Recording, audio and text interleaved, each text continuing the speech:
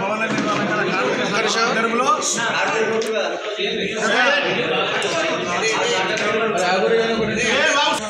సంఘం ఆధ్వర్యంలో అన్ని రంగాల అధ్యక్ష కార్యదర్శులు మరి సంఘ నాయకులు గృహనిర్మాణ లేబర్ కోఆపరేటివ్ సంఘం నుంచి ఆభరణించిన 14 రంగాల కార్మికులు గుంతలు నిర్వహించుంటే కదలే కార్మికులు కాబట్టి గతంలో రాష్ట్ర ఆదేశాల మేరకు ఈరోజు నిజామాబాద్ జిల్లా నుంచే ఆరంభమవుతుంది రిలే నిరాదీక్ష.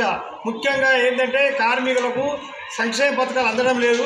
గత ప్రభుత్వము నత్తనడక నడిచింది. ఈ ప్రభుత్వము మరి సంవత్సరం అవుతుంది, కార్మికులను పట్టించుకొని రాజు లేడు. కాబట్టి ఈరోజు నిజామాబాద్ నుంచి రిలే నిరాదీక్షలు పనుల బంధు కార్యక్రమం పెట్టినాము.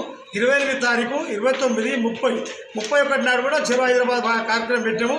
కాబట్టి అన్ని రంగాల కార్మిక సంఘ అధ్యక్ష కార్యదర్శులు గ్రామ స్థాయి నుంచి జిల్లా స్థాయి నుంచి పట్టణకు నిజామాబాద్లో యొక్క ధర్నా చౌక్ పాతది అక్కడ జరిగే రిలే నిరాదీక్షకు తప్పకుండా అందరూ మనది అనుకుని వచ్చి పెద్ద ఎత్తున ఈ రిలే నిరాదీక్షని విజయవంతం చేయాలని చెప్పి ఈరోజు ప్రెస్ ద్వారా ప్రతి ఒక్క గ్రామ స్థాయి నుంచి మరి కార్మికులు రావాలని చెప్పి ఈ పిలుపునివ్వడం జరుగుతుంది.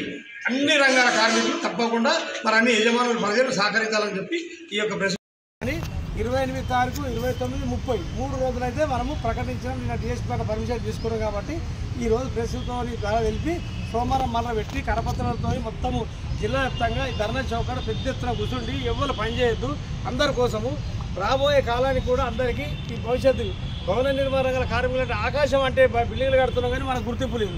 రైతులు అంటే రైతులు కూడా పంట పండిస్తాం తింటున్నాం.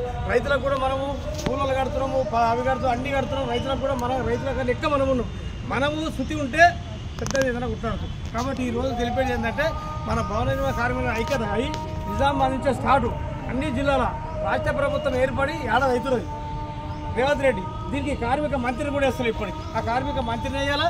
మరి అన్ని మన కార్మికులకు ఎక్కడైతే గ్రామ స్థాయి నుంచి జిల్లా స్థాయి వరకు కార్మికులు ఎందరో గరీబులు ఉన్నారు, వీళ్ళందరికీ ఈగంగా ఇల్లు ఇవ్వాలా, కాలువలు ఏర్పాటు చేయాలా, మరి ఈఎస్సీ హాస్పిటల్ ఇవ్వాలా. ఎందుకంటే బయట దవాఖానలకు పోతే 1000 రూపాయలు అవుతున్నాయి. ఆ 1000 రూపాయలు పెట్టుకొని మనం మా గరీబులు పెట్టే చచ్చిపోతున్నారు కూడా, హార్ట్ అటాక్లు వస్తున్నాయి. ఇవన్నీ గురించి చక్కావేదాన్ని కూడా ఒక దవాఖాన ఏర్పాటు చేయాలా. ఇవి పింఛన్లు 60 ఏళ్ళు అయితే కార్డు తీసేస్తున్నారు, చనిపోతే 30,000 అంత్యక్రియలు కూడా ఇస్తలేరు. ఇవన్నీ ఎందుకు మరి మాకు ఇస్తామని రాజీవ్ గాంధీ కూడా చెప్పాడు జోడయాత్రలో.